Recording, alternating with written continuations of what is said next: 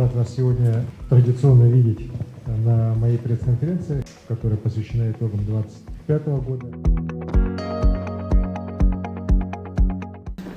Строительство энергообъектов в арктической зоне. Большие проекты, что Санкарский, что Черский. В следующем году тоже 3 станции проекта снарядов. Когда, чем конкретно мы сможем зарабатывать на Якутском холоде? Мне кажется, должна быть какая-то взаимосвязь с садоводами и, так скажем, с исполнительной властью. Пресс-конференции нашего президента, на которой, конечно же, Якутия, наверное, как никогда за последние десятилетия была представлена с точки зрения вопросов тех бойцов. Еще поискать, и в мире нет, наверное, таких бойцов, как наши Якуты. Память всех наших ребят, которые погибли на специальной военной операции, она обязательно будет увековечена. Какие ваши виды, взгляды на то, как должна национальная печать, наши национальные языки развиваться в будущем?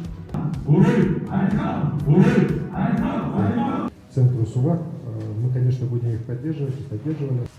Что касается местного самоуправления, и ответственность, и полномочия, и возможности для местного самоуправления. Уверен, что Якутия такое достойное место в этой стратегии, конечно, найдет.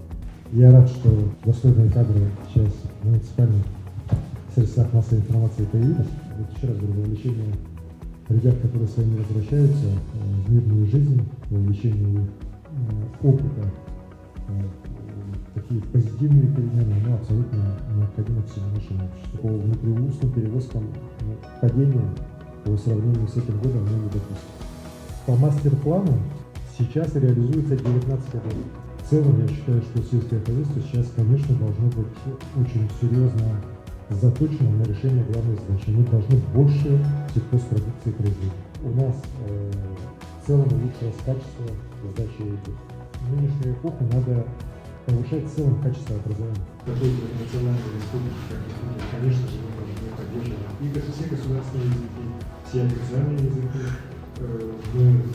Традиционно Новый год всегда встречаю в кругу семьи. Себя я обычно не слушаю, потому что знаю, что я скажу.